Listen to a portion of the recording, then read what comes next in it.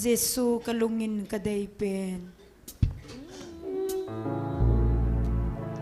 Jesu kalungin kaday pen. Vang nay pi chu mu chin thei le.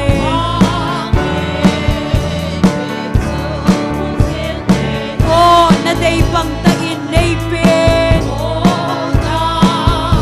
day bang ta in nay pen. Nang bau chu lung se thei na.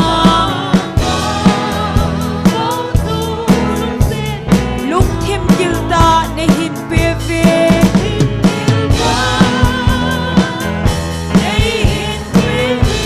Da ko pi hoi chu mo na de.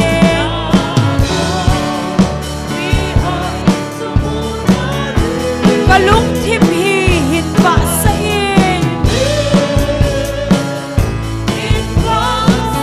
Kay di nga umpa na pathin. Pathin nangin kay nay lung sen.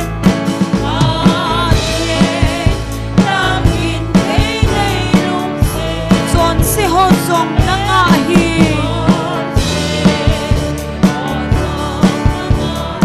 Kipatain ng kasange.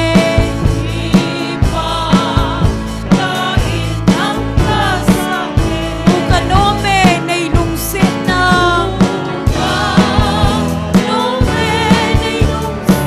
Lung thim gilda nay hin pepe.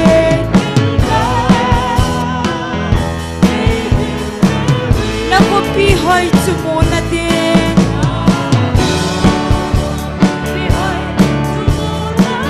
Kalung thim hi hin pa sa in. Amen.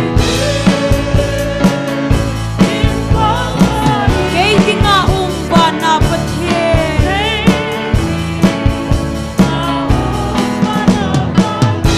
Ol mun ol na gamno machun.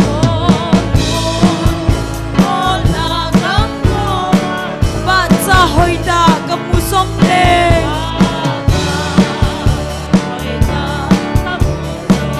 Hagaw hat no hat sa na din.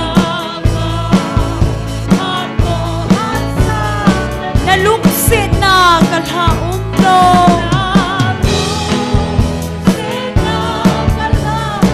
Lung thim gilda na hin pepen. Amen.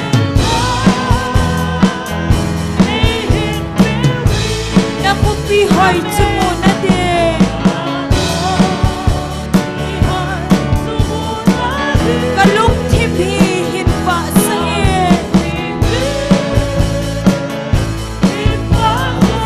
Kay di nga umba na pathin. Lungsit na in hal na nay pen.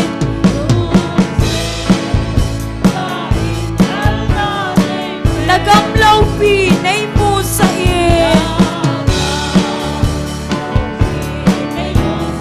Nalhan chom de kipa na ding.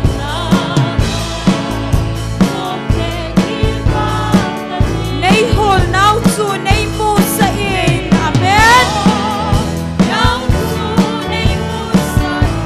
Lung thim gilda na hin pepe.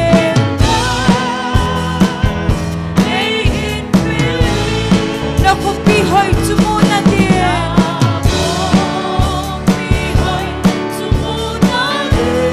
Kalung thim hi hin pa sa in. Amen. Kay di nga umba na pathin. Jesu kalungin kaday pen. Vang nay pi chu mu chin thei le.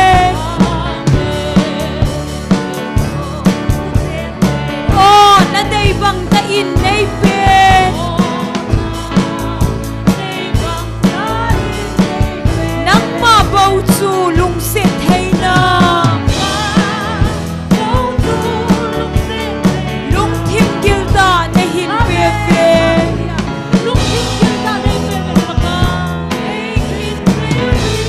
Nakupi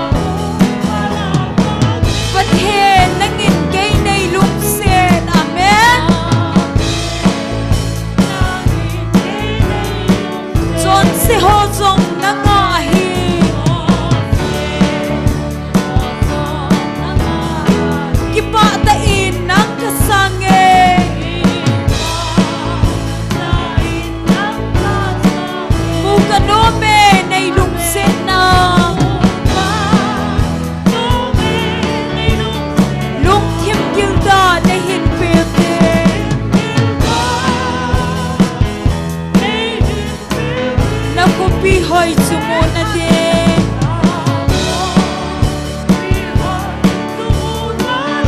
kalung thim hi hin va sa in kei ding a va na pathe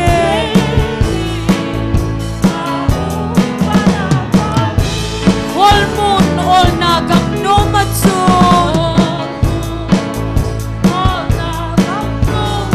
ba cha hoi da gam mu song le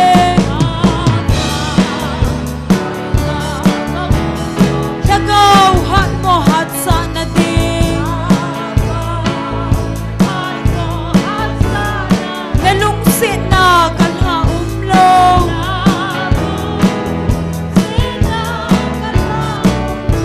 lung thim gilda na hin pevin hallelujah na kumpi hoy sumu na din ayan kalung thim hi hin va sa in kei ding a va na pathe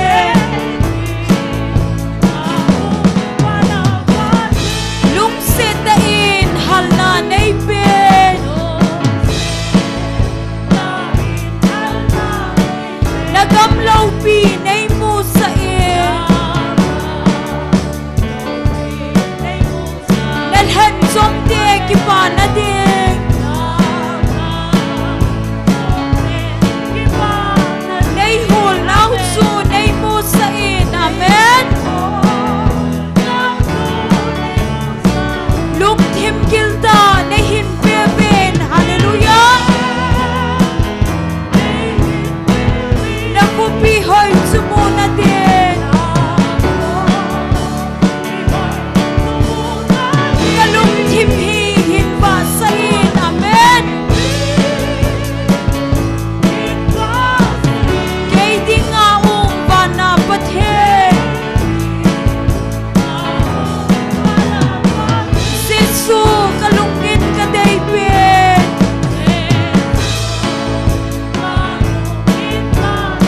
vang nei pi chu mu chin thei le oh na dei bang ta in nei pen nang ma bau chu lung sin thei na lung thim gilda nei hin pe ven amen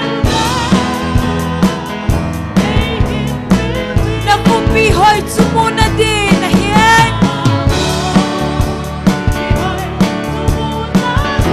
kalung thim hi hin va sa in kei ding a va na pathe pathe nang in kei nei lung se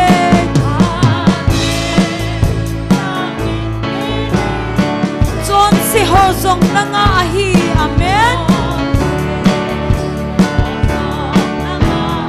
ki pa ta in nang ka sang en mu ka no me nei lung se na lung thim gilda nei hin pe ben hallelujah na kumpi hoi chu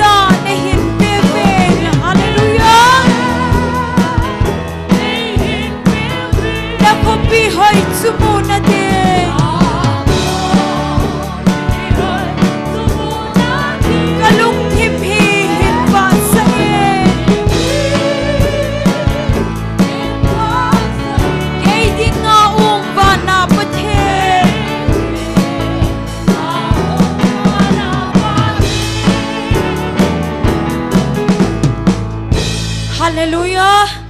Mi piho ibon sa amin ding kom tao hite. Pagkay ng kangay lupen eh.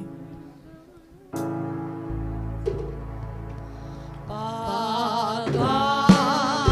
ng kangay lupen, Laysit nom na sangin.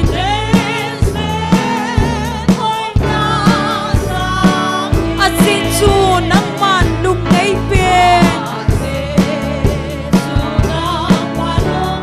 Hitsu ngay lunalong. Amen?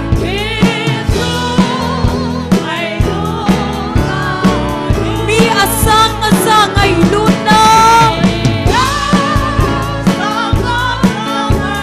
Hilaw lay aumen.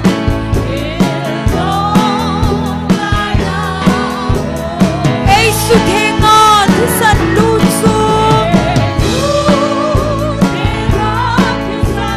Mi damda hilaw la.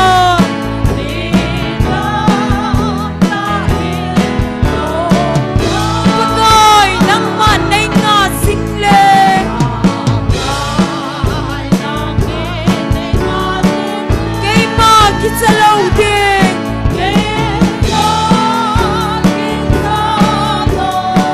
Namin ngay kin ba choy ding ka ba choy ding.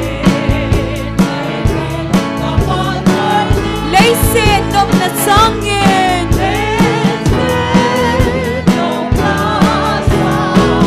Mi asang-asang ay lunang.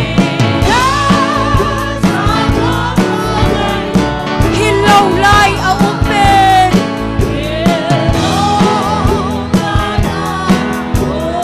Ay suthenga tisan lutsun.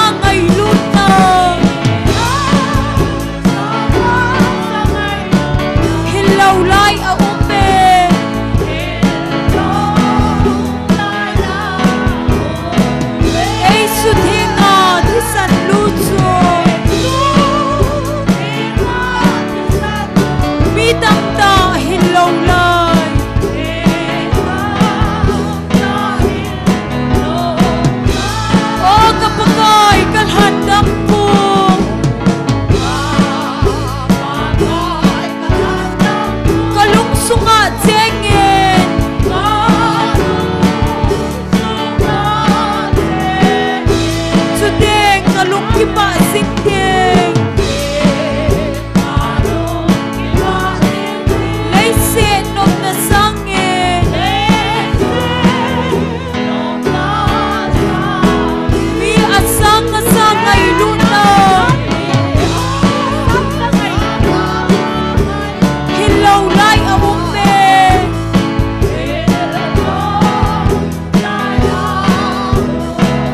ay suthinga tisan lutso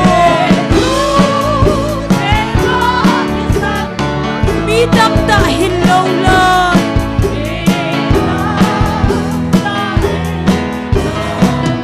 Pagay ng kangay lupene hallelujah Leise nom na sangin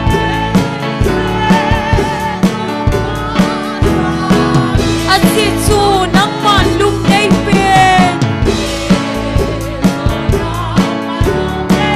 hitsu ngay lun na lum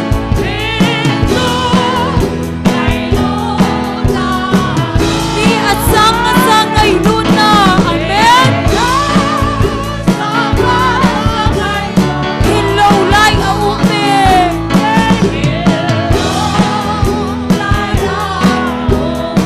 ay suthinga tisan lutsun mi damda hilaw lay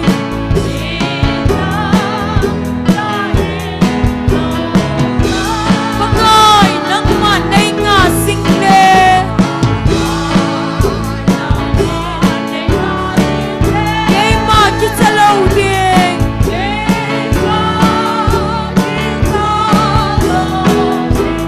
namin ngay kin kaba choy din Leise nom na sangin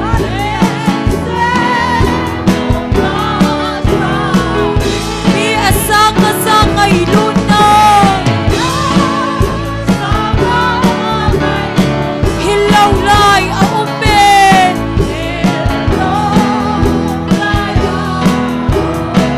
ay suthinga tisan lutsun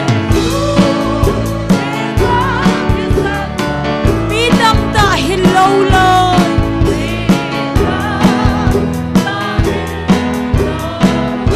o kapagay kalhan dampo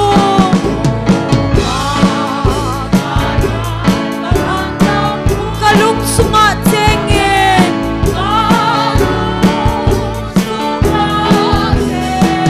sudeng kalung kipa singding Leise nom na sangin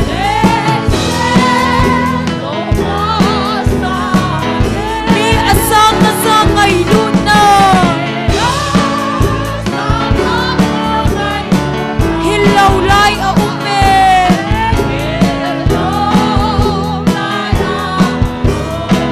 ay suthinga tisan lutsun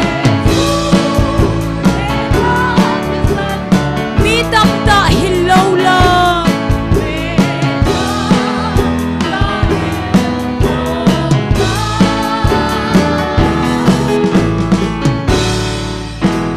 Hallelujah! Pagay apay! Pat Zosin!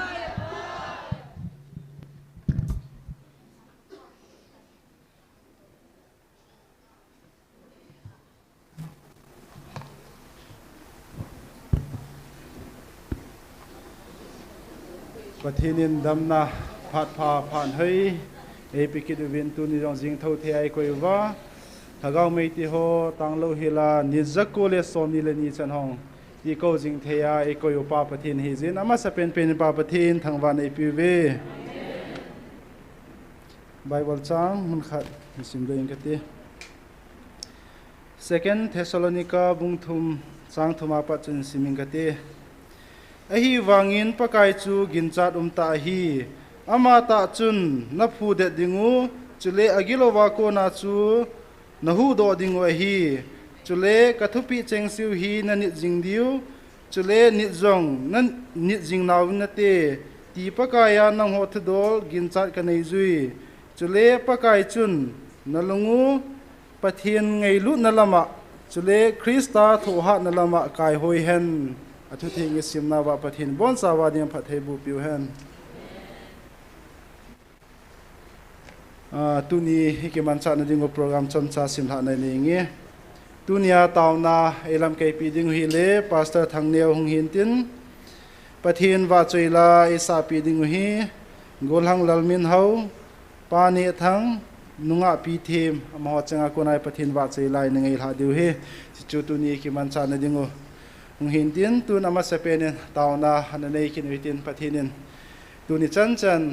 นิจกุเลสอมนิเลนีจันหัวจงตังโลหิลาเอมโหฮัตมันชีมันทิมันฮิลวาอามามิงไอลุนวางาเอปุยหุยซาลวินปะทินก็มากิปาทุเซนันเนยุตินสกิเลอินำสุงวาจงกิปาทุเซนดิงตัมไตเนวินกาเลตอลเนลายฮิวินฮิจงเลโซจงอิมมามโลหิลาเอสุบุยดิงอิจัดกิกงจงเลกิกงโดเทโลวาตุนิจันเกียตังโลหิลาอามาวาจอยเททางวาเทกวยจาลินจงปะทินก็มากิปาทุเซนเนยุตินสกิเลเอมามิมาลาจงอินสุงาจงกิปาทุเซดิงตัมไตเนดิงกตาสนินโซโจสิจาลินจงปะทินก็มากิปาทุเซนาเนยุตินอบานาตาวนายเตมาเคนฮับเบนุมจูปะทินทุปีอินิดิงเฮียทุปีเปนหินปะทินทุปีหอฮีอินิโจจิงเทนดิงโอสกิเลโทหาตาปนิลาโจจิงเทนดิงวินขัดละขัดจงตุนิหินอันนั้นกิตาวกอปิวเตติจูตาวนายเตมาเคนฮับเห็นตินอจิจูปะทินจงโนขัดละขัดกิตาวปีดูจิงวินนาทีเห็นจะจูอิหะเทนดิงโออิหะเทนดิงว่าปะทินทุปีอินิโจจิงเทนดิงวินขัดละขัดตุนิหินนักกิตาวปีตูกินวิเตชุกิเลตุนีโปรแกรมที่เขาจงหล่อหิงตาปะเทียนไอมาปุยเทนดิงโตไอเจงซีดิงจนตาวนันในอุตินตาวใจในฮีเกมันเห็นในตางเงตุนีบอนสาวินอันตาวฮิเต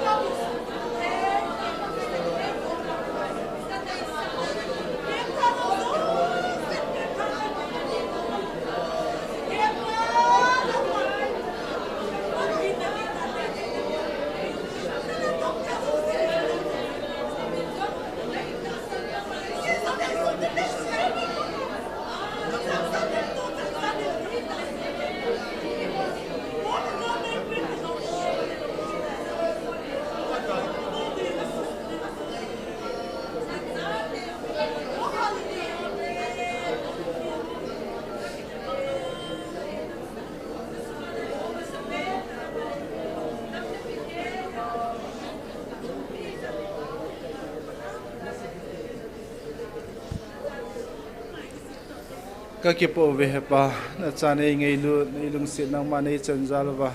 nang sunga ki pathu ka sei na ti ho hin hepa chikila malama nang ma nei pu hui dingai cha ka thum na ka taw na ti ho hin khal la khat hepa ka ki taw pi tu na ti ho na thu pi ka ni zo jing theina tho ha ta na ngei lu na nei ta hepa kal ka son zo jing theina dingwa ka ki taw pi tu na ti ho zo su na malung sin ai san pi wa pha the nei bu pi win ti ha di chan man tam tai la do na ja jisu na mina khong taw khom ve amen tun program aban na chaluitin pathian wa chuela sadingin ama sapena golhang lalmin ho ama ung sama sapenin tin ama hin sa zo zo le ban hin job dingin pani thang aban le nunga pi thim ama ho cheng thum cho ban banang kila dingin mo phar khen pi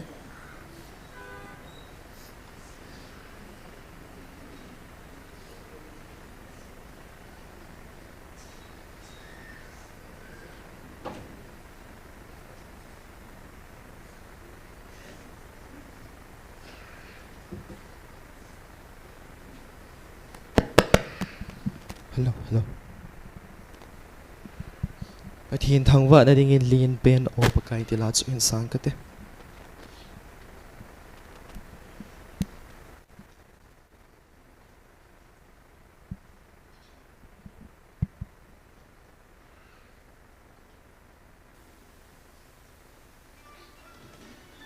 ฮัลโหล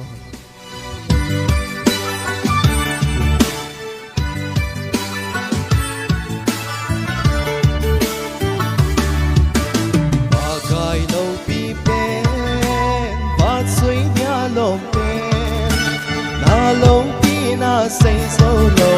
ka hin ba soi ye na lo pi nge yin na gi dang nge ye ka ho an ka ba soi yoi pa ka den pe lo pa ka sang pe lo pa ka dang bang lo pi dang om lo ba soi ya lo kai na pha e da le ne pa kai min zo si sang nang ka pha soi yoi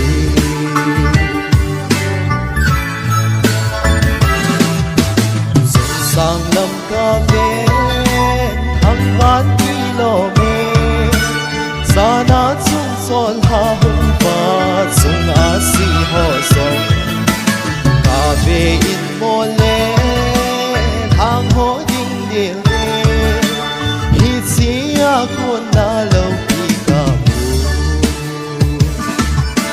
len ben o pa kai sang ben o pa kai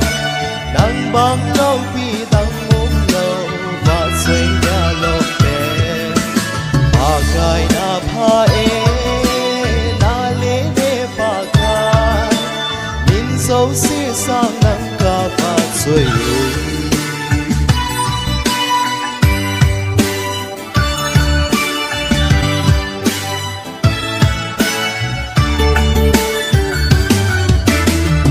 Suy chim lâu đi,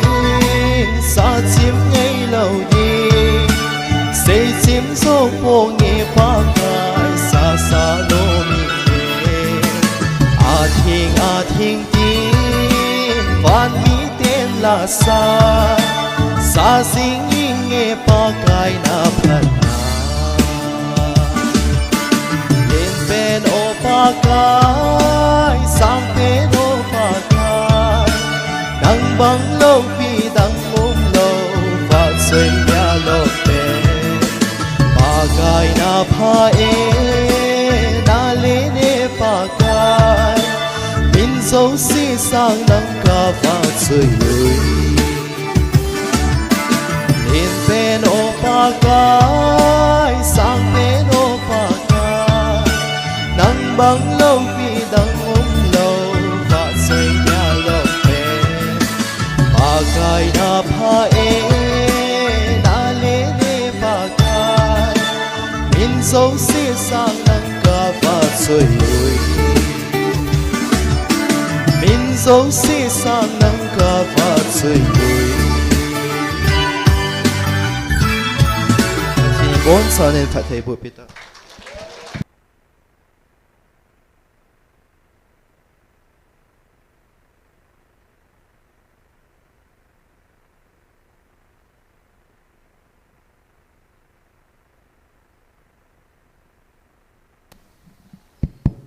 pakai wat saya ni dingin sunset god mana kam lai cintin serang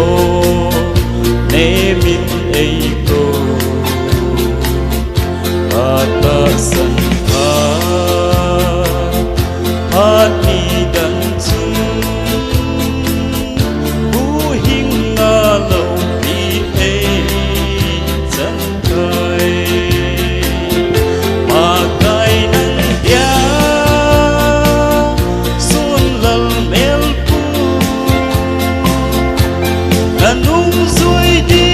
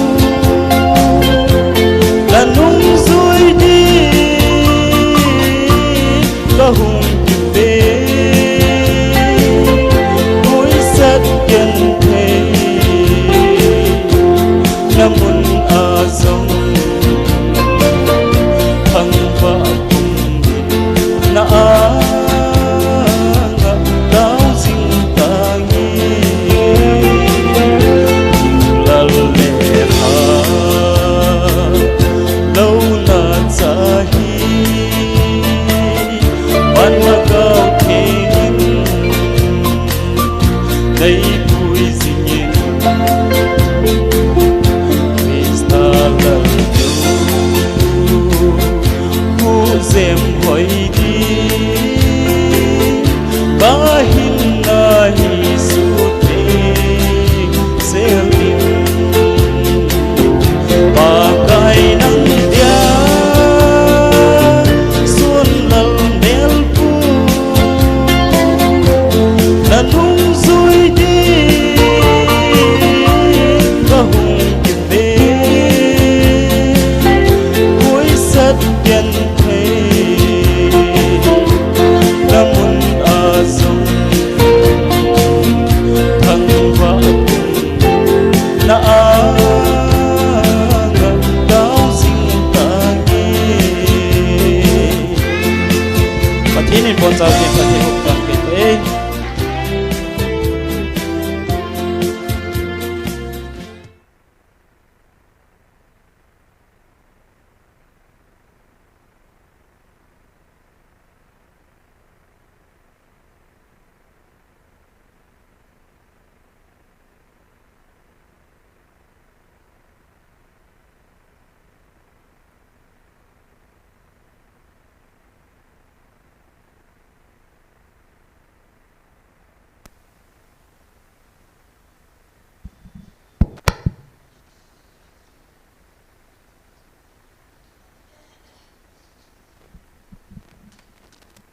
Thiên và chơi nữa thì các bạn nó sang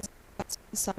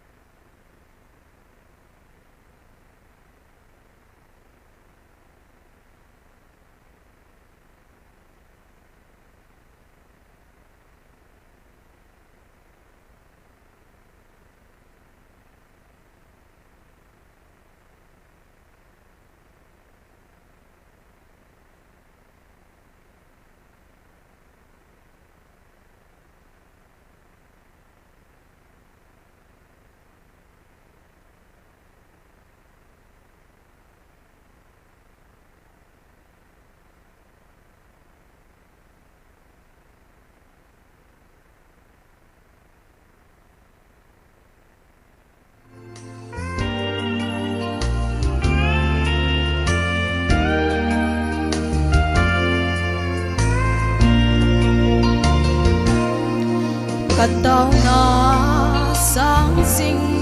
pakai pati kan thum ti le ikim nei bisi kalunga kagelai sing so nang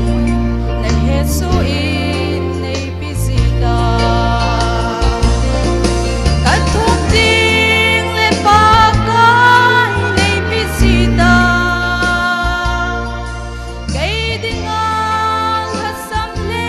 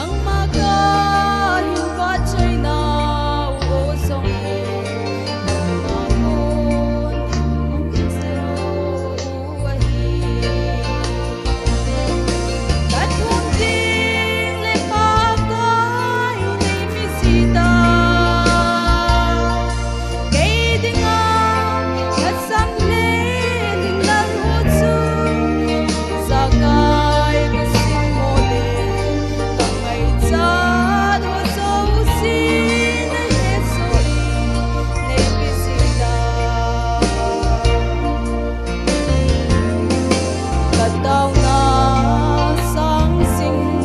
pakai pati katung ting le ikim le bisi kalunga kagelai singin so nain le yeso in le bisita katung ting le pakai le bisita kay dingang kasang le lang butsu sakay kasing mole pagkainsan waso usin na yeso in le bisita Hello, pinatsapan.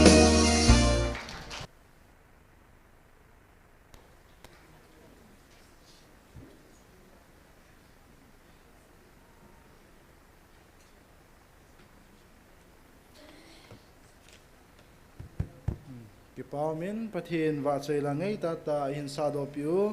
bol hang lal min ho pa ne thang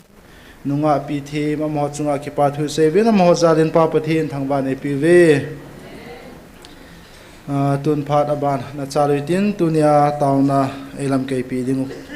pastor thang neu ama pathin phat thei bo chang puma phat lo dingin ama phat na pi taw ti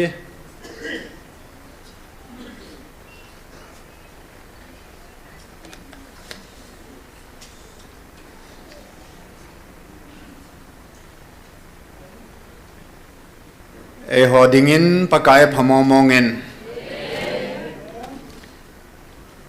kamsang isay do mas pindi pagkaday kadomen kay dingin pagkain tilgon kananaye tiso kayo te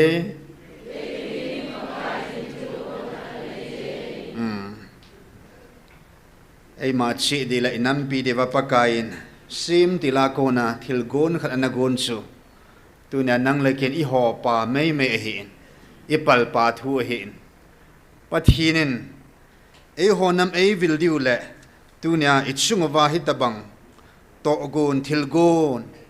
pundo na dingahi galum si apakain ay vilaw hilovin tunya pathinin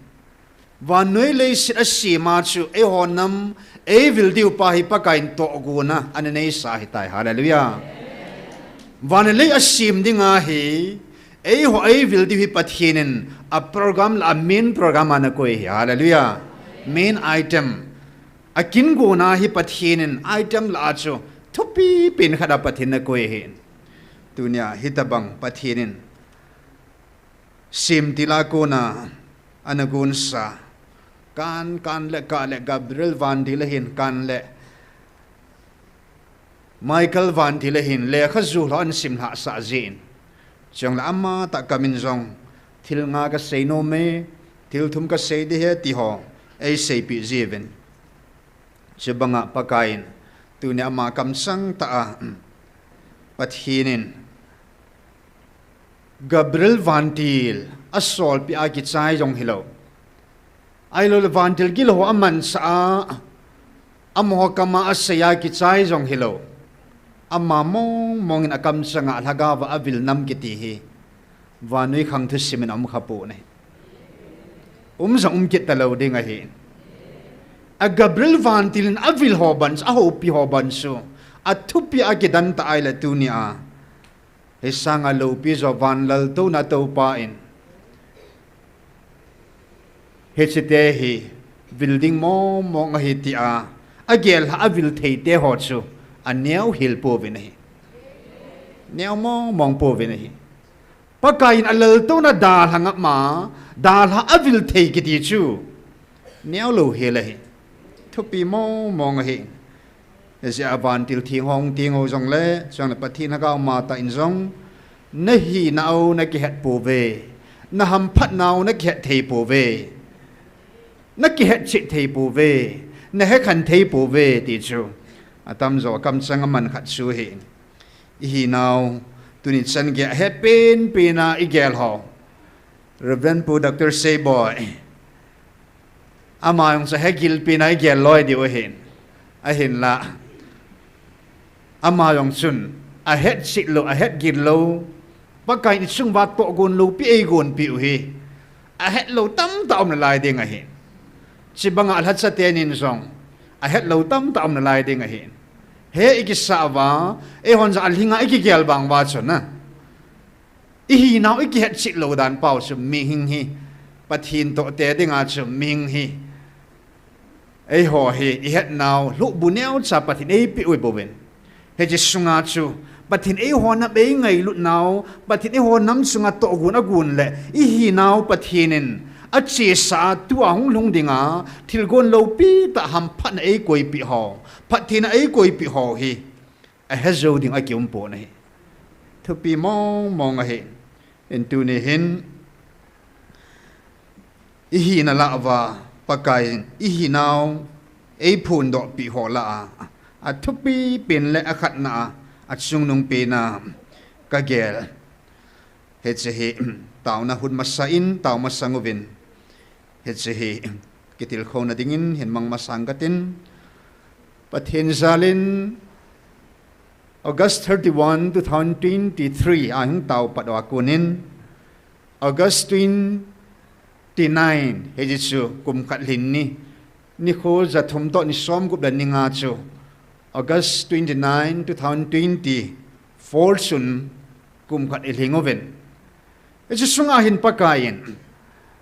muthim lang khal thum len taw me tiong chu pathin zal i taw naw zalin ei sem ho pi ta ven hallelujah i taw naw ga ho chu hin ata san lu hon aga ne pha ata sanon aga ina ne ochu I chung wa muthim langkhal hila I taw naw mi lizala ki sem ki a ki kap ki a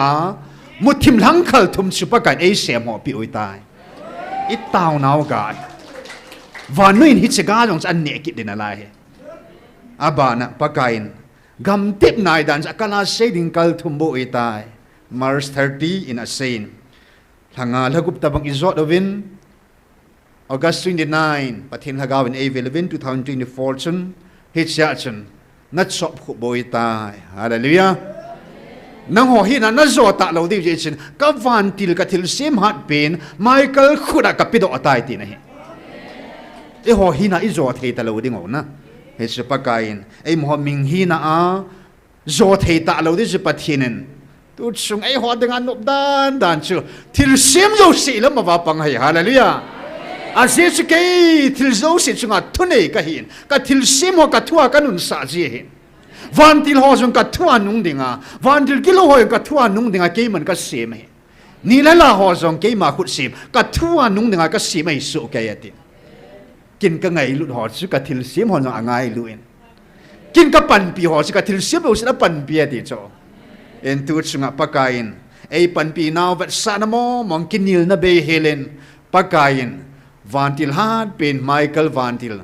panla na in tuni san galay sat pivin lungmong lamungin no ta in lunggim lo helen NIKHO hi sat itaw the ta ve hallelujah so hi pathin wang bu na ichan mo mongo hin I phula dingin pakain email mate ho chunga huipi gopi gilpi asolta na hi hallelujah alung hei lo wa la khang sung ba zui di tai di ya pathin thutan na Tunia Jacob Isau nau bu sung khana ping khom te ni khom te ni nu sung khana hung ping te ni su nau bu sunga nu sunga ko na pakain ken wang Jacob ka ngai lun Isau wang ka ho de hetis hisibangin pathinin mail hai tang pathin sa e ho yang pathin sa a hin la atsa hi chiu an nam sim an hi chiu jong le hon gam khanin phai thing lang tin ki khano tin gam khanin an cheng khom jong le hon pakain sim tila pana an khan sai tai hallelujah Jacob le Isau na khan banga chu mail hai ku ki pathinin an khan sa na hi ya tunia e ho lama thil zo si apang tain hits hola ahin ipizimo monga chu pakain e hot sabang chunga hi hitsan ge ngai lut na hi e chan hom tiai le tunia a e hon I hi now ipu Jacob chun zan khwa hilin pakai van ti la ki but pin hi wa chun amin hon ke dong tul hanin azo na kein phat theina khowa la ding kun sa chun athum phat theina chu pakain aphat thei chan na ding mention Jacob titalovin Israel min ti in amin vota in amin a khelpi ta in Jacob ma ko na Israel tia min vo in Israel nam chun annam mi te chun phat theina Israel kiti min chun phat theina dong ta ve na he hallelujah ya eo ho sang pakain a thupi engan se dung si ven chun ki han bol tein boy zong leo han to ding tham ding tam zong la ha satain guitan lo taw na guitan lo ba e ngai lo pau pathin henga ihung taw vinai le August 31 a hung taw pa daw sa August la akum kida chun 2024 hewa chun August 7 ti taw te August 7 hitchini ko chun pathin hagawin e vilun van noi phat thei bu ka bu la sang pen mi hing la phat thei sang pen kana bu chu Jacob ka su pa ka hat sa pa Jacob be Jacob hitchibangan tu ni in amma phat thei na chu tu ni nang ho ka bu ta ve hallelujah Ipisinam pathin thupi ini lova pathin thudung zuya kum khat langui tan lova wa noi khang tu sima khalo za kit talo ding nam hizat mi hizat kipun khoma tauna kiti chu wa noi na su khapone mi hizat kipun khom na pathin thupi a thu ini lova a thupi a kalisu na wa ni khu hizat hung taw wa kum khat hung hin phanin pakain Jacob phathi abu bangin ei hoding am phathe na hen tang tapon phat the bu ta ve hallelujah Jacob chu amin Israel tia keman kamin vo a phat the ka bu in a phat the chan na ding min chu Israel tia kamin vo nang ho wang keman Jacob chu Israel tin ka kovin hi chi Israel tia ka ko ni a pat na ka phat the na anam piwa azui tabangin tunin nang hova Israel tin nako po vingatin ngai lut na katsa te ka ko na hitave hallelujah hallelujah Israel el pathin to kibon pa amma bon sepakain amin Israel ti a pathe anabu ai la tunia e ho he it's an now min inam piu kitun do na ding tunia pathe na Israel pompi in anam pi va pathe ana chan now min Israel mina pathe chan bong va tunia e howang pakai Israel mina pathe chang ding hilovin ngai lun na katsa te ka ko na hitave hallelujah katsa ti hi pakain imin diwa e min bo now pathe chan na diu mina hi pathinin katsa ti min pu achu inam pi vin khang som sunga pathe chan diu tai hallelujah katsa ki ti min pana chu pakain khang som itu I chau pathe na na juiding van tun so jong cha hi na wanga go ilo diu pathe chan diu hallelujah ya chu so hi in cha chu cha hi so in pa go alo ngai poin cha bovin pa go alo hitsi bangin ai hwan I hi na oi ne ki hat lo jeven hen van til kilo ho tilaleng ho pakain van muna kun ananol ha sa van til kilo ho satan su chon sit su in omovin pakain I hi na oi ki hat lo jeven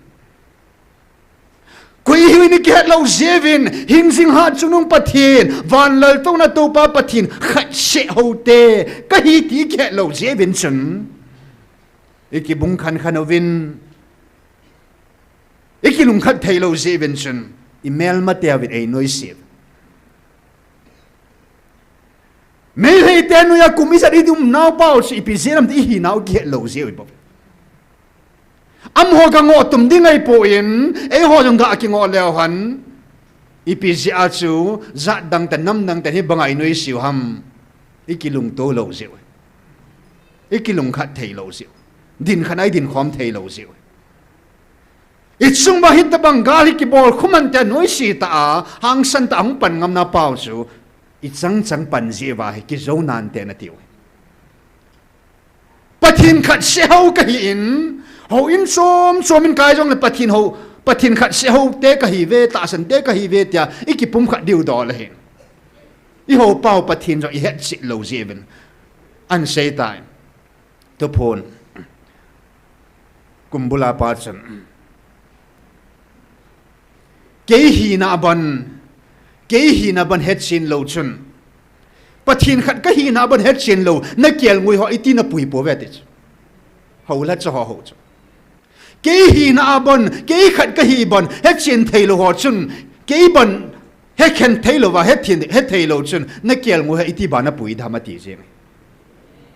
kum zakat pathin I ho na I ho pathin het sin po ahina izadham itiam ihat sin po ihat sin lo je wa chu I ho pau pathin het sin su ke le hon ki khan na ding mom lo I ho pau pathin ihat chi lo je le e ho ko I hi vam ti pa chu I ki het chi lo je wa a khat na ta sa mel ma mail heite na ga tet inoi siu ani na lagaw wa vantil kilo ho thila doi kauhan in a noise way amo su'a mail hei government noya avalha ineo amo noya emo ta sa su hibo hagawa zong vantil gilo ho su in heaven tunin van lal to na to pa pathin hingjing hat sung nung ka ho pathin hi pathin di ta hi ti hi kum hizat ei vil sungvin pakai zalin hoya ba pathin hi na chu ki het chen zo ke da ham na alhang pikat pathin mi him ten ama hin a het chan ning ho chu ei phun do pi ta win thu ho thu hing ho thu ta ho I het ta ve hallelujah I ho pa pathin het chen ta ve ne I he khan ta ve ne ya tu chunga e ho dinga ki pa na pen ning sa khat na hingjing ha sungnung pathin di ta ka ne kha pathin di ta ka ho kha he na he chikal wala ke pa na ding lo ani na acham kan sim do bangin tu ni a pakain cha chu su in cha chu cha a hin ya cha chu ke ma de ya au manga ye cha uma au manga ye pathin sa ka hi lai sa iwang phawi pathin sa de hi ve tivin a hin la pathin sa umi ni po ve ne amina akama esa tho sei tho het tho pathin sa hi vin nun chan khan sana thupi ni langa chun diabol sa de hi bo ve ne ipisinam pathin iti bang win ikamowin pathin inayowin ilung thimo pakai kun anagam lata ne hiji chen tu ni ko in pakain at samo mong yu pot sit na in vo Samuel tin pakain thumve anakovin meeting polong su Saul ibola nang neighbor sit hamtin anakovin tunin e ho nam jang pakain I now ki het sit over pakain man na nom anei ta sin Israel pumpia them gau khat hiding le pakain wa nui pumpia chitin nam tin hing athu het tu sa dinga hang sam dinga meeting sol sa khana pakain alhan bangin anako bangin e ho nam jang wa nui pumpi muthim salwa dingin pathienin Samuel them gau pa a o aza sa bangin meeting pool aw za sa bangin nang le ke jang aw iza sa ta ve hallelujah purpose ki cheta iza ba ki chai ding ei point to ga isu na ding ba pakain aw iza sa oi Samuel jong tim go hidinga pakain aw za sa hin meeting pool ang sword sa hidinga pakain aw za sa hin Ehovang pakain at sa hidinga vanuya pathin sa te hiveti vanuy na muna dingle ahead to sa dinga pakain ngay luna ota katsa tin tu chung nunung pensu pathin hagaw momong evil now he exact chu ki hello ding in hizong alhang pia het dingin sun akam sang alhagavin versom ngale versegi som nga legit LHINNA hung hita na he hallelujah hi atunia pakai o iza pau iza wa ki chai ding hilo hin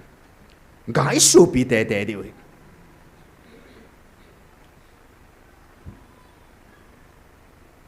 sword sa hidinga o za sa hin Tim gao hidinga o za sain tunia atsa hidinga atsa uma dinga atsa chona chon dinga pakai o e za sao hicha ga chu nangin zong na insung na zina chan zong na ho bungin zong na nam sungin zong van noin sa hi na ga chu anne na dinga panila o ngai je ho o ka za tan pathin sa kai tai tia mo pi me dinga pathi o za sao nai sai lo ga su pi dinga pakain ngay lut na kat sa tia e ko va o iza sau in en tunin ni ko in nang leken wang hilai muna pakai o za ho in hingjing pathin sa te hi na iki het jevin pathin o ipa o to diabol o he khanovin tuni hin aung ki phong hilai mona alai lung ta aung ki phong thagau thing kapa pathi nahi ti in ita santawe hallelujah na koma chi chibein lang na ball phai tiu pakai mene na ball khai te kirote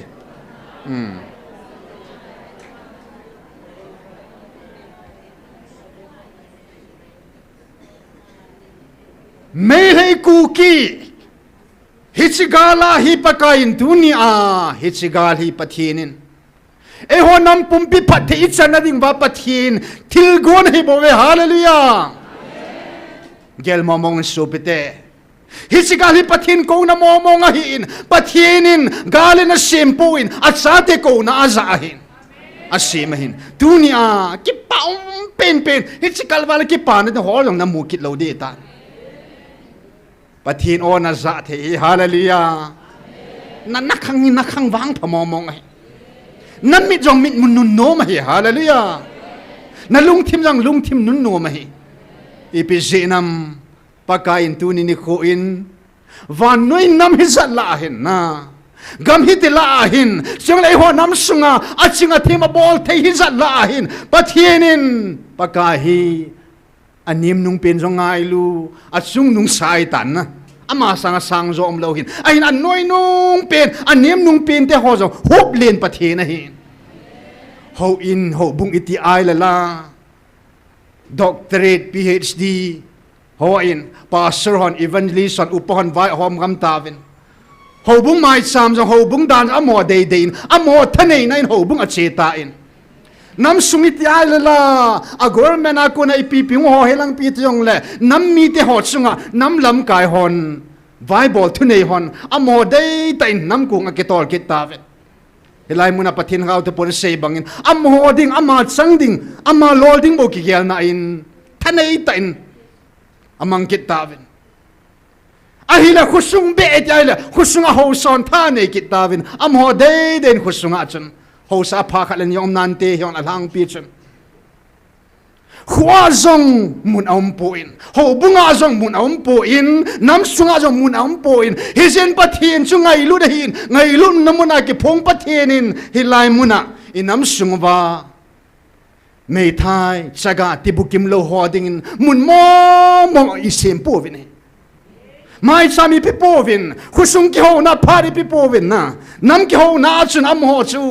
don selo vini koi ta a hin pathin hop lin pathin ya hallelujah mun thum ta chun am ho ding mo mong in mun mo mong chan mo mong om pu in a chai na ke in pathin chun cha hi na in a cha te chu amuna chun mun nei ding chan nei ding in ti bukim lo mit so hom mun ang ke phung ta na hallelujah here Saturday every first Saturday sila mo phat pi jiu chan na hilai muna min son ti bukim lo hon mun nanga muna nei povin hilai muna phat hoi tai pi ding oi hilai mun tau hi nei hoin pathin phat nam ho mun chan I chan sa lo vai le e ho jang pakai ma sanga thi mo I chan di oi mun nanga mun mo mong chan mo mong ki nei sa ta lo hilai pathin ang bi chan nei sa te te ngai tuni in thagau wa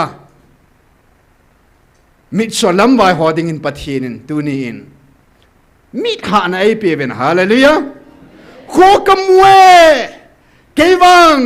ka chon sipoi ti hon pathin o za thei ta po ben ta sa zong khu mulo mit sa hon hilai muna pathin o ki za ta ve hallelujah pathin thil go ni hilai muna mon sana nei oi ta van til thing hon ei ot sat na pe no van til kilo hon za ei ot sat na pe no chu tunin amo kam sang mo mong na ngai thau te hình dung pathin sa te ne hi van na chan diu khu ke ho hi van muna ku na hung ki no la ka hi vin na chan diu khu nang ho sang ke hon ka he zo ve van til kilo ho kam sang hi che he chi na chan ni khu ka eng silwa le na pau anga na diu anop dan a hoi dan ke hon ka he su ke zo ve pathin sa hi now hi amon e eng sit pi ve hallelujah tun van til thing ho kam sang sim la kit katin azis nang ho cha dingal han do a ko na hi vin ke ho amal hat san le zan le apang sim ka hi bo ve ke ho sol le apang van til ho ka hi bo ve nang ho wang hat chunung pathin sa de na hi jevin ke pa ovin hallelujah IASCG sanga ke pa zo ding MPS na lolin sanga na ke pa zo ding UPS na lolin ji anake pa zo ding service kan na mung sang anake pa zo ding pastor hi na sang anake pa zo ding min doctorate na ti sang anake pa zo ding ho sa na ti sang anake pa zo ding nam lam kai pi pu na ti sang anake pa zo na ding president na ti sang anake pa zo na ding chu dunya pakain amat amin bona hi now cha ti amin bo ya hallelujah ti sang ke pa na ding lo ipijinam til sim zo se van til thing ho jang ama sim hin a hin la cha hina min vo om a hi po veni athapi jinga kal sunai bang vanuya til sim him zo siang pathin china ai wangin pathinin ei ho ta banga a o aza sa a o ta kam sang ta mi hemin ka cha hung ti zong ai poin mi hem khanun ki mang cha pa suni evangelist kanamen pathin kam sang hi ka cha ti hung phun do zong ai pun van lal to na to pa hing jing ha chunung pathin thagawa o ta kam sang ta ka cha ta hung min bo ya hallelujah a hung min bo chu na hi ni lau pi dan na thu pi dan na ya zau chai hi povin so cha ting hi povin van le ya thu nei pen pathin sa te hi ve hallelujah i pathin hi koi ham ti ke che ding ke koi ka him ti hi ai ta ki su mil ta lo ding ai nom na mun a hoi lai mun amjan pathin sa in lang pathin san hi na chu ki gel do in lang pathin a thi san thing ta ila do hin pathin a thagaw avil o zakhat ke tan ti la chun chon sit na bol ngam ta le te i nau ke lo zeva chu zakomin au patchu anau pa ko man ki zu do kha hin hichibanga achi sa inam sungova Christian pathin kamba pakai ti wang ba chu i nau di che ke lo zeva chu i ki su mil kha zeva chu wa noi su chon sit su satan su ai nom khau tunin bang su hi na ba kunin pathinin ei ikihen na ho satan sungkula satan thikula ikihen na wa konin pakai ei sulhamovin satan kulpi ho su chimtain tuni in mihim nuya jom talo ding vantil kilo ho nuya jom talo ding vantil thing ho nuya jom talo ding in pathenin amma ta nuya hiding in ichungwa lalto na panin vai hom ta na he hallelujah en tuni hin hat sunung hingjing pathin ta be nei kha nam i zeben ke pa thu seuten chile pakain atum be a ka deilhan ka cha ka ko tum ka o ka za sa ka cha tia pakain ngai luna ka cha te aimin bo zeben ke pa thu seuten ani na achun pathin i het chik theina dingoven yet chit bena ding ovin kitawote abana chun pathin san hi kisu milova ปะทินซาอุมาหอยไหลมุนหิจงเลยปะทินซาอุมาน่าเทนะดิ่งน่าสิงเทนะดิ่งอัดซาหินะป้าเฮอินุนอีขณะอีปูดอโจเทนะดิ่งเกตาวตินเกมันตาวจนให้เนงบีขัดตาวนะ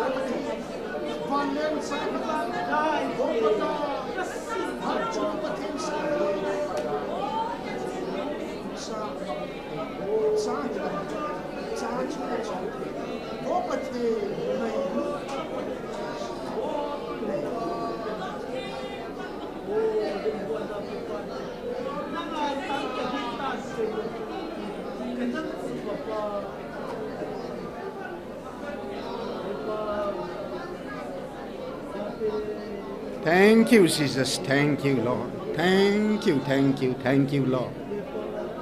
Praise the Lord. Praise the Lord. Hallelujah. Kathang baube. Kathang baube. Sang pin kathang baube. Opa. Ta sang sa te tia nei min bo. Hing jing ha chunung pathen sa te tia nei min bo. Ngai lut na kat sa tia nang nei ko ba. Opa ka hitsan chana hampa hampat sung nunga nei sim jevin ka ke pa ove ka ke pa ove nam zo sela a nam wang phape chitin la a chi zo sela a mi wang phape mi ham phape thil sem zo sela a na khut ta na sim at sung nung pen te na thisana na lat do te na o na vil na ho pi te hat sunung pathe cha go loadinga nei sim sim ka ke pa ove hallelujah hallelujah ka va chơi chim thei po be pakai ka ki pa chim thei po tu ni in ka nampum pi bin pakai nang ma pathina tun son amazing ding le cha chona chon do thei chi ding in thagau thing na ngai lut na nei het sa su kai ta vin tin jesu manin ka hong tau ve amen.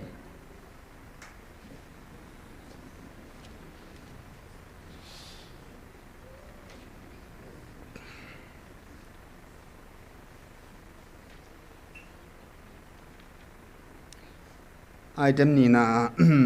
ana lut au tin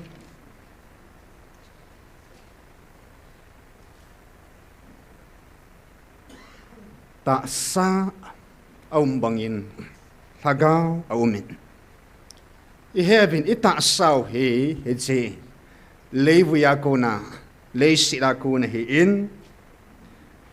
hinnahu pathin ei piul thagau wang hi chunga kun pathina kun ahin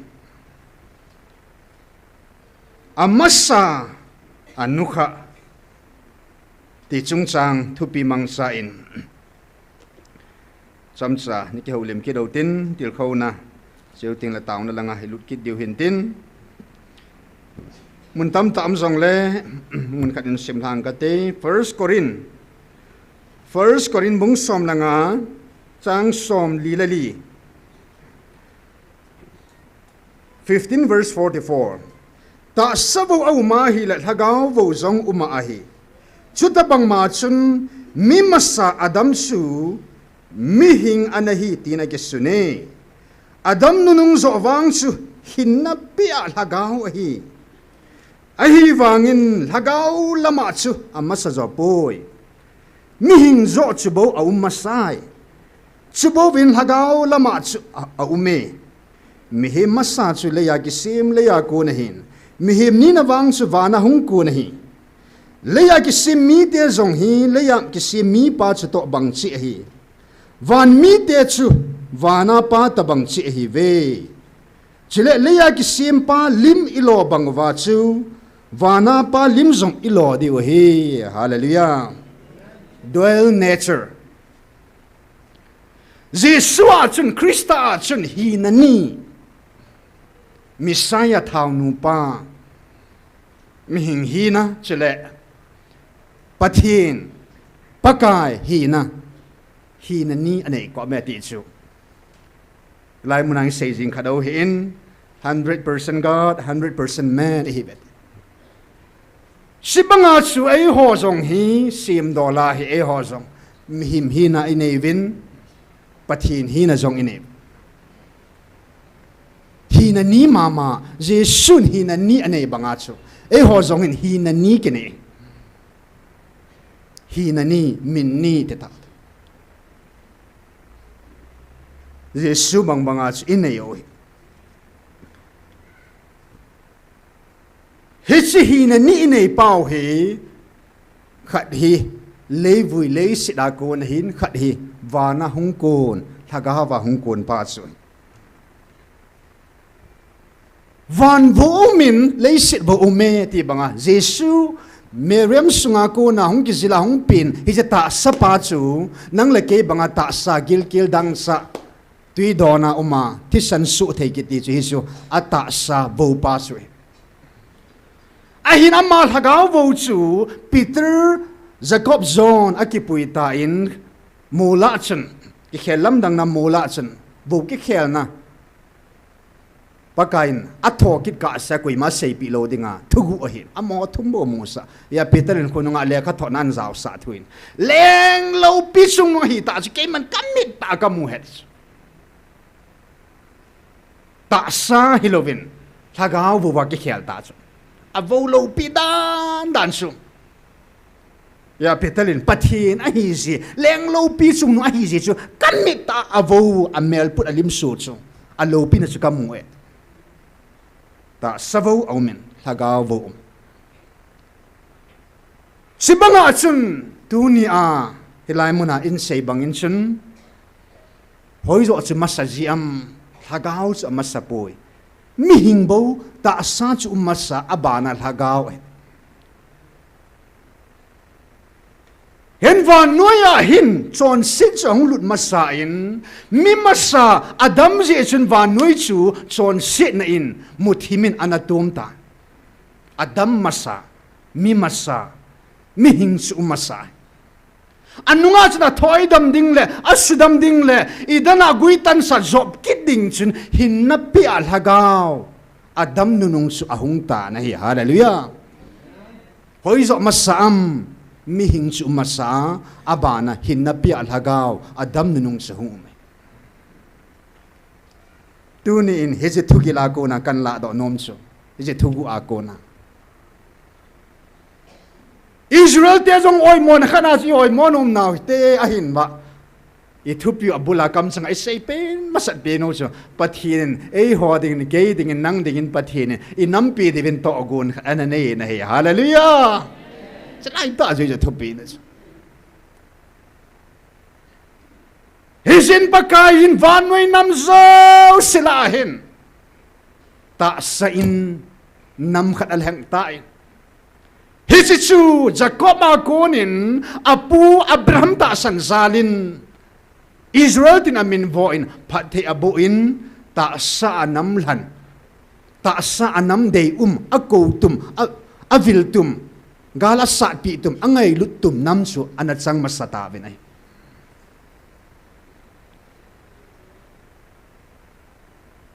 ahin na pakain kang nununga chun dan tubay kon tu kang nunung paga sepo Mosi ko mapakain dan tu ngay lutu sa anapiin ta sa dan nga nahin. Chinanile na damding, chinanile na shitding, hitabangay na chonay na patding, na chonlawa na bolkilay na tiding kitihongan nga ni. Ta sa dan ngan, ta sa di nga. Dan kisim ngan zagut balay, ta sa di nga pi nga na. Tan ta tayong sa taan, at ta pa tan ngayon na. Ta sa mo nga kipi ya so ta sa mo nga abu la yu tan ha ding lung sunga tin lo thil sum ta sa al na ya so ta sa dana pi a ta sa angai lut na thugu chana sei pi ta sa chu anum masain adam masa na abana krista hung bangin chun ta sa Israel cha masain ipu Abraham sun la pa te Jacob kunin Israel ti in pakain ta sen anamlan at sa ding ta sa ding sun an kelhanta anam ding sun kelhanta ay la khang nunung pe na Israel ten kum asang war sang nil hingde anjiyo hi ta sa dan chu anji vinele Christian khang nunung pen dan thu be konin het bangwin adama pana Krista Jesu khang chan chu 42 generation according to Matthew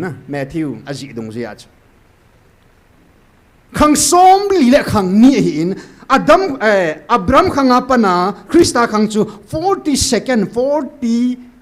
hin na chu Krista khang hi chu Jesu khang chu ya Jesu in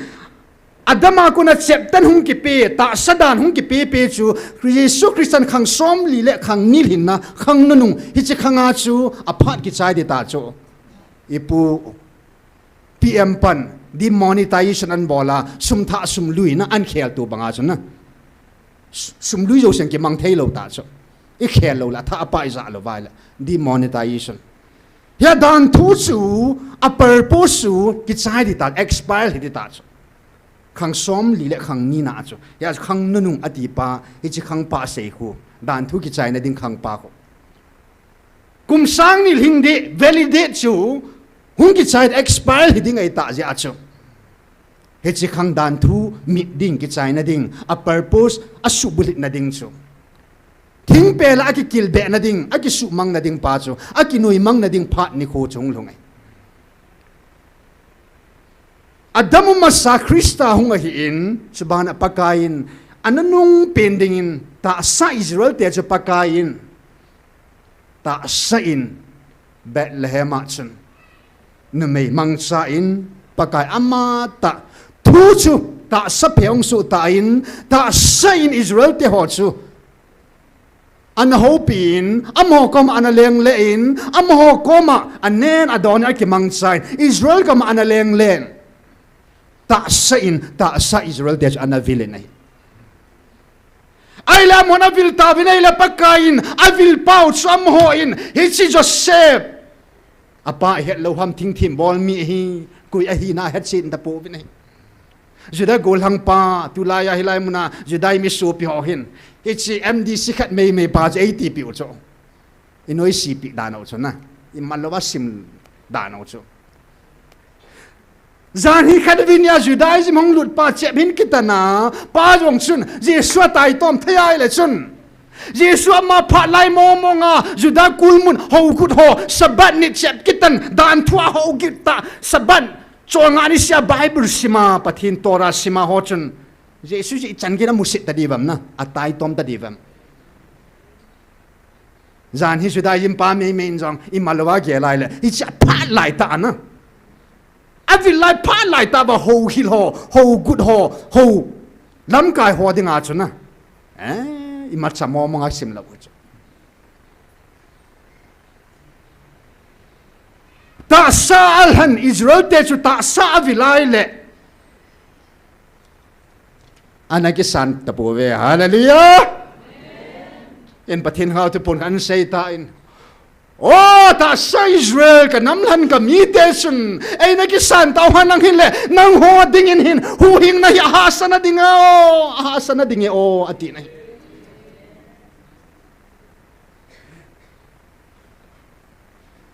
Isau upat khela chu Jacob naw pa jon phat the achan bangang chu pathin thil go na hi hallelujah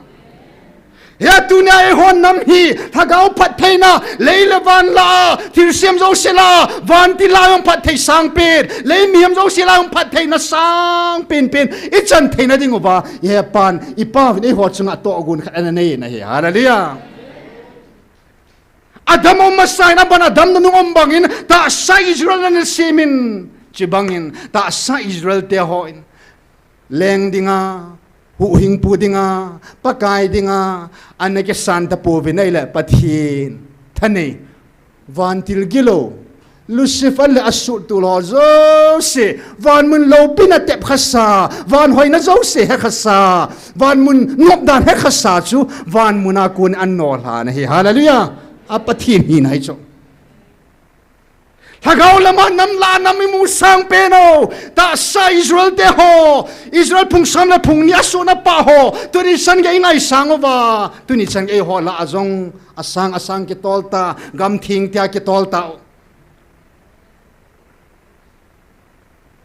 Thagau lama meeting pole sei banga chu dan thu tilam ho akun pu pa te tilam ho akun chapa ti lela Jesus Christ ama ta jong cham ho hong kun hin lai Israel te lo pi dan so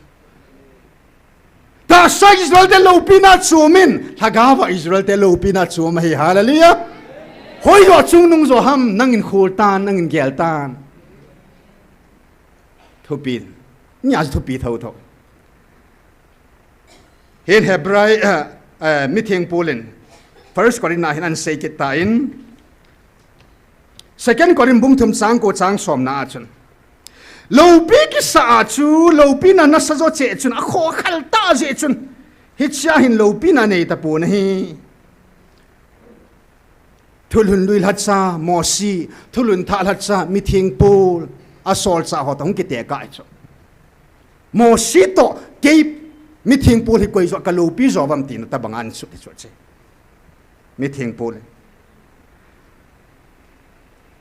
Ana lopi ati chu Israel ten amai wa abangam po vet mo sin dan thu an pura hunga yong chu ni som li pakai to ke dan thu an soya hunga a lopi mo mo nge ti chu a hin hi chi lopi ki sa chu asanga lopi thulun lui lopi na chu asanga lopi zo thulun tha hung pha nin awa cha mur ta na kim su ta na ya hallelujah thulun tha cha te ta san cha te ho pakain laya chang som na chun second Corinthians bung thum sang som na chun among thaya bon sut ya lo pia hile imati chana umjing di chugam senga lo pi zo che he hallelujah Israel te chunga chun pakain ta sain kitip na chung wa ananein ei ho nam chunga bang pathinin I pathaina dingo hi thagau pathaina van pathaina leile van la pathaina sang pin pa pathaina chu hi hallelujah ei ho hi na sa zo chung nung zo gam senga lo pi zo che chun tu chunga pathian in evil tavin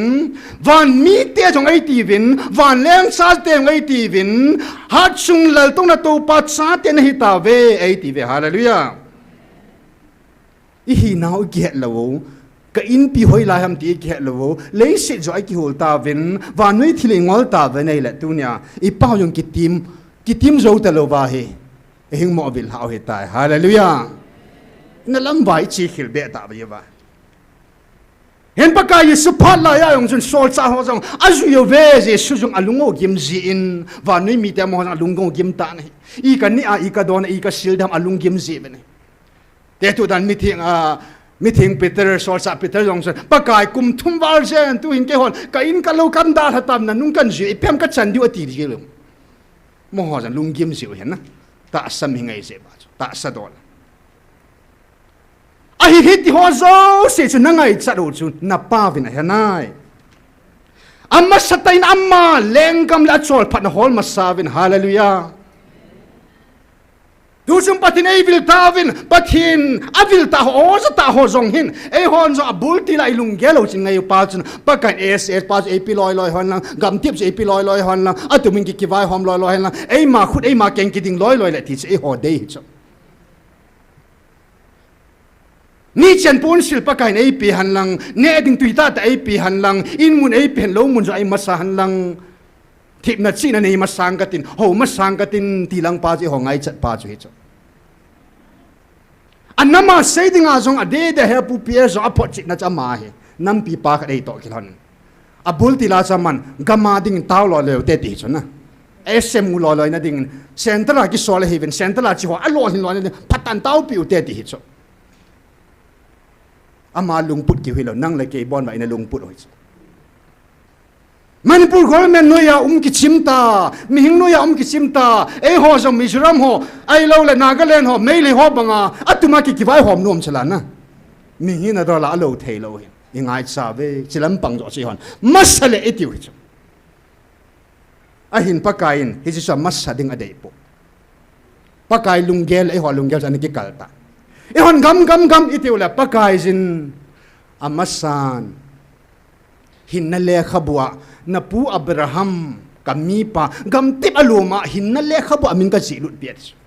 hagawa hinna nei masan hagawa so chana nei masain van muna hinale khabwa chana nei masain amin ka jilut de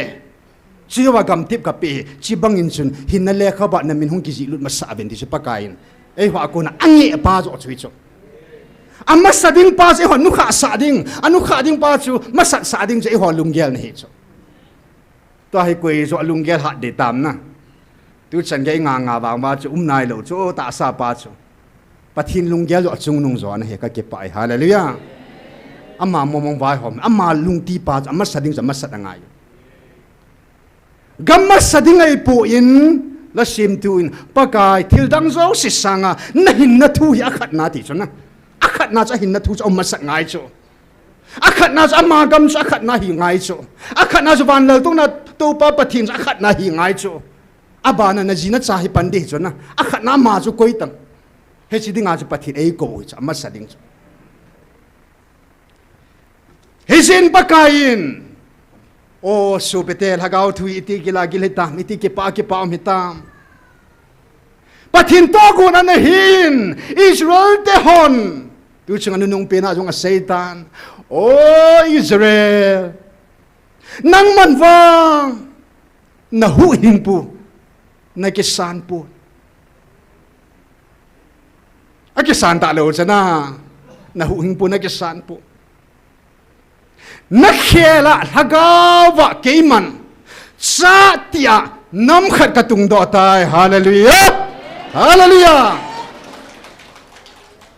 ta sagama chun US gam khang to pen sap kang te American English British English wang ino sav imusang ovin hagaw gama chun ta sa isopi Israel te ho yo savin adi de to gam thing chi ma so isopi ho Israel gam galut ho kun e hoi ma chadi ge ti ho cho alungo cham kim dan chana gam thing kal hung tai ki pa dan ho chana hi job na ki pa American English kan hi ja ki pa pathin nam han Israel hi ja ki pa le tunia van go loading van lol to na to pain ngai lut na katsati kalwal ki pa na ding umpon hi hallelujah hisin pakai zin ikhulai ki tu to sa tavin tu kumbolin sun ta sa Israel te sunga ka vai hom pi dinga kan nei ve hallelujah katsada ka sim nei ve imu sang sango Israel te chung apathit ei khang sang ta vi nei imu sang sango Michael Vantil pathin gal sa ding ei pi mu thei lovin hat pin pa ei pi vin vanui azo gam thanai pen igam pumpi ba bai hom pa sang alle thuma hat zo pa a hat zo gam pathinin kin ka ngai lut bangan na ngai lu diu amma hinna jong pinga ma na hin ngai lut diu heti hallelujah oi hodinga chu so pete gal ma mong be ta sa gao hi jong le ke ta banga nang ta banga ei ho ta banga lo pi ding pathina sempo nahi hagawa hi chanja lo pi nahi ta ai le so pite ho na sup na hina ne ke mil ting le jakob banga chu sorry isaw banga chu no pat na kisu do ding na hina na kimila satan lep na nom ting la judas iskarot banga chu nanung sei lep kha ding ai e howang pakain mi thing pul chung chang thuan sei banga thikhol khula pana mi thing pul si ke man ko aka jas aka kova thikhol khul mi thikhula pana ke man alhagaw ka chohinga ka kai tho hitai hallelujah hisibanga thina na hen tang lo chon si na hen tang lo than khu mi thi khon jong a hen tang zo lo tho ki tho pa hing sing hat chunung pathin chan hitawe hallelujah ya chu na chungu wa hin thilgune gulgu injang na chungwa thane pontin tu chungan sei be kita Thina thanei na to thina gunjang na chungba thanei da ponte hallelujah thang neo ta sa hin ta sa chu leya ki semin leisit sang nante kal hagaw wang tun sara thita lo ding ay hallelujah si kalwala ki pan ding hol beta hin ting sa ni ta chu chung nung mo mong ta chi ho da ki pan thina noi chunga thunai ta lo ding thanei ta lo ding gunei ta lo ding hallelujah isenam ka ho pa pathin chu hing chula kapa hinai la cha ke yong ka hin ding ai hallelujah thita lo ding ka hi thagao thai seu hi ong jo kha ta san la kha wen thagao thu thagao wen su tu wen ya chu tunia pakai jin I chungwa ka cha de chunga thil se mo kha chang thunei ding ka sim poi de ine ke lo je ba cha mo su ai no mo ya pakai a cha hinau phot chin le thil sem lo sa ma thu hi ba sa na in Vantil gilo thila leng gam som le gam segi leng ahin igam mo chungwa leng hai wa jong pathinin ikyang to chut phawe nei nei pi ta ve hallelujah ke man hagaw ka su me nai la ta sa ni pi bol gam ti jo na apathin te o ki hen tom pha na chu a ki su mit pha na chu aman sa igal mi te hon tu nya chat ngam ta lo he hallelujah Ehovang nang sunga ke sunga vantil thingwan na tongin thagao thingin na tongin athi thailo mi thailo ton sona wa jingding thagao me chuna sunga ka sunga na to ta jin kom thim thei pon he hallelujah koi ma ka ki cha pon he koi ma ka noi si de pon he ka hi ne ba ma pakain ka sunga hing pa na amho banga thagao sumit thei pathin ho ki pon he hing jing wa jing ya tuna NIKHO hizat NIKHO za ko var hilai mun iwa khomo ya hallelujah na sungal hagaw amo sungal hagaw na tong pa su mit the e ho sungal na tong hagaw su mit the lo a chai na ke ho bunglam ka hon a su mit go ro la va che che ni hallelujah su mit the lo va hi hagaw va hi va nui salwa ding ba chun ka sunga na ato hitani ichung ba na ato Mina mo thai tan jong December 15, 2023 in hilai muna vai mutawe hallelujah va kidang hen pakai jin sol sa ho la jong chun Judas Iscariot in ahina ki hemil sor cha ahina pathin cha ahina seju ahina ki hilmil kumchet anjui nungai ki hemil pha chun ama chu atum pia po ke ta in ta sagama chun athi in ui chon alunga na ta don lo dai lovin om tai ahile ama khelding chun sor cha 12 som lani som la ka hi ta vin ama khelding in chun wang asang ta vinay le mini Joseph Barsabas Justus ati pau to chun Matthias wang asang ta vinay le Peter lam kai na in Matthias su sorcha som la ni na in Iscariot Judas khela chun Matthias su ong pau to ta in ama chong ke hang do ta na he hallelujah ailes phung som le phung ni Israel phung som le phung ni Reuben apana Benjamin alumpin pa som la ni la chun pakain amo phung la jong hin phung khat ana pein gul si sun ka domen dan phung ki ti chu I ho pa wa dan ki ti ki hen na dan mo mong je kilom chu dan phung chu hi in dan phung chu dan phung chu painaum ta in ama khelin Joseph sapateni Ephraim le Manasseh chu wanga ki sange tilam cha ki hede po in ain la tu pon Revelation bung sagi changup na achun koi nam kel hang ta dan phung khela chun pakain Manasseh chu al hang ta na he hallelujah tunin pathenen vanuya vai hop khompi dingin ta sa Israel te khelin thagawa Israel nang lake kuki zo cha te pathin ka cha te tin ei vilovin ei hang ta ve hallelujah hallelujah hallelujah khat chu thua ke lang hi mei the hi Manasseh chu khat chu wang ki san hi ei ho wa sim tila pana pakai ngai lut zala pakain Israel te ta sa mo khel dinga ngai lut zal ei hano hi wang ki san jong ei po ei hoi ham phat na chung nu nau ngai lut wang hi en pathin ei ngai lut bang wa ei ho jong ki ngai lut tu jing deu na e nam mi the ngai lut dingu wan wei lagaw mang jo si ngai lut deu hi te hi tu suna tu pi ki til khona azon ai neu hin tin tu hin pathin a pe wan nui a thu hing to ei ho pin ho a kam sang ta ei vil na ho lagaw thu pathin thu hi I het gilova I mu che theina ding ovin na pathina konin china het khanna het thim na ki thu motin pathini inam bai ho akun ange chu thil thumbo hi bo ve khat hi vin na nam piu khat hi vin ke pathin khat ka hi bang wa nei pum pi sang na gam diu sang ke man hagaw khat ka ngai lu joy thagaw mang ga hu do vin ti sol na ai bo ve ko na ai bo ve ke ya thing ka hi na gam pum pi su thing ovin chidinga namlam ka ho sa ho tha chona ko hi tunin amo hong lo hong ta jong le tunia anam pil ata san hon pathin ei ngan sino ethupi ho isu bulit zona ding ovin I tol ha zona ding ovin hang san tal hagaw mang hu do zona ding ovin pathin thupi ho jong init ba isu bulit zona ding tau tin tau zona ke man tunia dingin nei tangi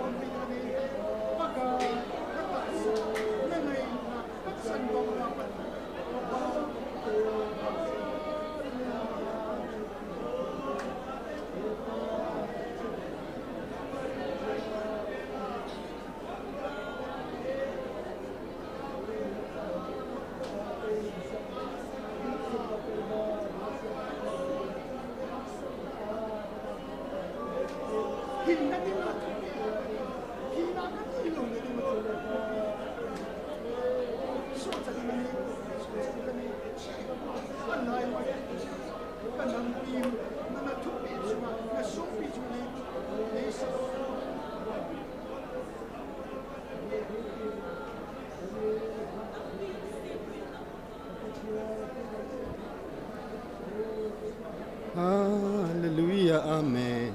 Hallelujah.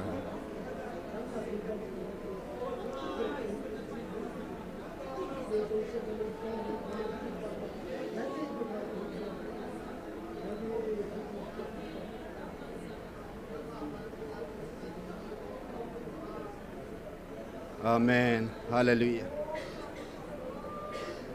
Malaya mimasa ta sa Israel ten paka hu hing punani kisan hi zong la pathin tuni ni khoi ke ho ka nampum pivin na Jesu juda te leng pa kiu hilo dingin o Kuki Nampi dingin ka leng paule ka pathin ovin ka sangove paka ka sangove ka pomove pa ka tsungova na tun sot lal to na apanin leng sa te ni sim na wa paka tun sot ning ka chung ba hung vai hom singin ka leng pau na hi e ka nampiu leng pa na hi nang bo ai lam kai pau na hi bel ding dang mong ka nei po pe atun sot ning ka bel pi diu la paka ka SONGPI di nang ma ka di hung ki sung singin nang tai lo leng dang mong jong nei po vingi ka chung wa jong koi ma thu nei da han he pa thila leng zo si ki kyang tanui ba na koi tan na min thing ka thang ba o thina gu hon song thil gu nei hon song tha nei ta lo de van til kil hon ka chung ba tha nei ta poi ti ka mu na min thing ka thang ba a chei na ke apaka ta sa athiding ta sa nang kalhagaw ngai lu na zala kalhagaw ngai lu na zala ka ta saw jong na hing hoya tu sungala pathi nang thilova ta sa jong nei cho hing je na min thing ka thang ba ve melmaga makuna sakay kam sunga kuna thalahi makuna nei hudo zebin jong ke pathu ka sei jove o ka tauna pipin tuni in hepa lung se Israel ten nang ma lung tulal na nei jong la nang ma na nung sun khao han lang na thupe na pal ke ong la pakai ki hon nam pin wang lung se na cha nei sim na wa na thupi hoi khat sang thon lo hela ka pal ke lo na ding vin ka taw ve pa sa uma ka uma ba leng cha ka hi naw vanui na mu the ding na thupi ho ka mul so zo na ding nei pan pi te te wo he pa o nei pan pi te te wo nang ma ka chung ba pathin nang ma o pakai hichinam mi te pathin tia hang san ta nang ma na hung kila banga na hung kila han la banga pathin ke hon song pathin sa te ka hi ve ti hi seingam theding in pathin pudo zo theding in pathin wa noi mi te mwa wa zo theding in pathin na cha na elimination tha ke rovin pathin ngai lu na om pho na melinate thomovin pa cha te nang ma lim ka lo lo le koi lim ka lo diu ham na cha te hi ka cha te nei ko na wa ki chai sa lovin he pa